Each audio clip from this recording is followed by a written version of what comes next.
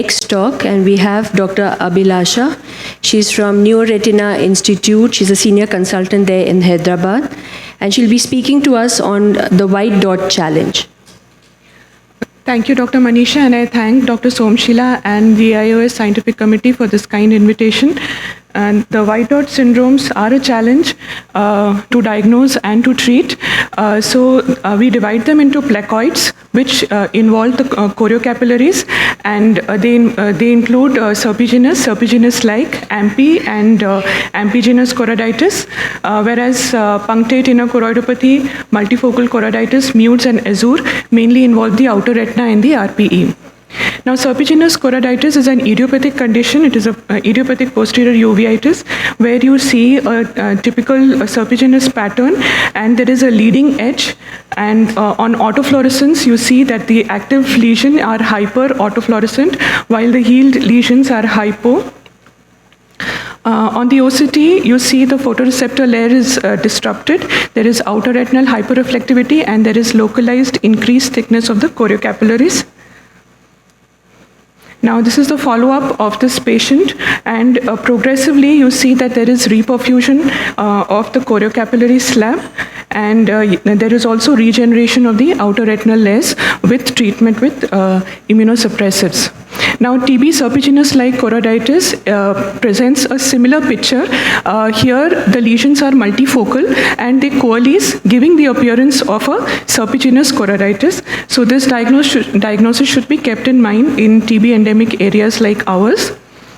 And here, there is staging in the fundus autofluorescence where the active leading edge is hyperfluorescent and the inner healed areas are hypo.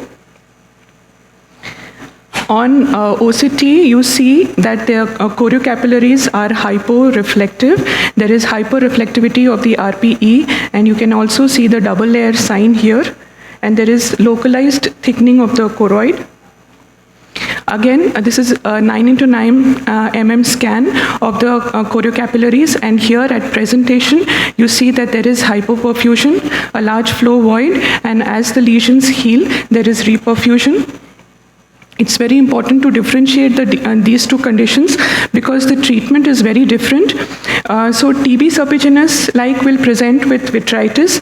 There are multifocal lesions with coalesce, and new lesions may appear anywhere. It's not like autoimmune serpiginous where they spread centrifugally. So these differences should be kept in mind. So this is the first pearl.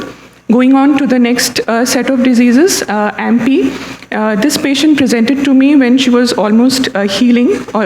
So this is the case of APM-PPE.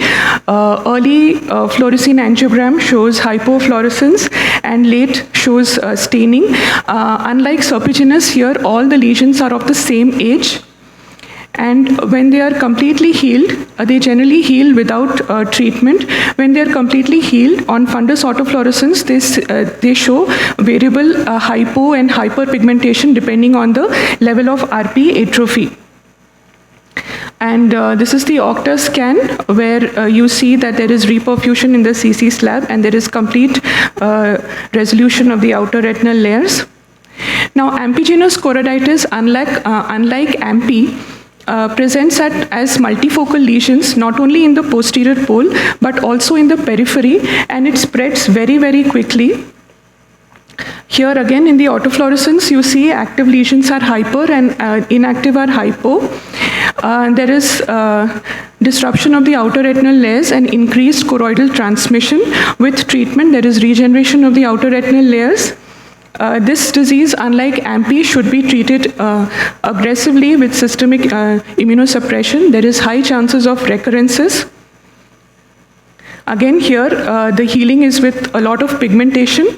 And if you see the Octa, there is reperfusion with treatment.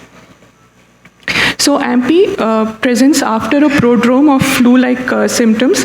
In amphigenous, there is no prodrome.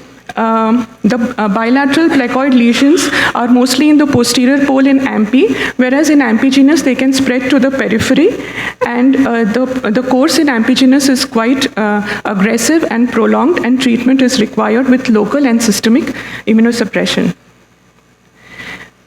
Coming to PIC and multifocal choroiditis. So punctate in a choroidopathy presents as small lesions less than 250 microns in the posterior pole, punched out lesions. Now healed lesions are hypofluorescent on FA, and active lesions are isofluorescent on FA, whereas they are hyperfluorescent in the late phase. When the lesions are healed on fundus autofluorescence, they show complete hypoautofluorescence. On OCT, you see a subretinal hyperreflectivity. There is splitting of the RPE in Bruch's membrane. So although it is known as punctate inner choroidopathy, it's actually a disease of the RPE and Bruch's membrane. Coming to idiopathic multifocal choroiditis, here, unlike PIC, patients present with vitritis, and the lesions may be in the mid-periphery as well as the far periphery, unlike PIC. You also see these Schlegel lines, which are these are tension lines at the RPE, and these are very typical. This is a diagnosis of exclusion. We should rule out other granulomatous diseases like TB and sarcoid. Again, fundus autofluorescence, active lesions are hyper, inactive are hypo. These patients, even after treatment, should be followed up. This patient was treated 4 years ago, and she came again with fresh decrease in vision, and I did a fluorescein angiogram.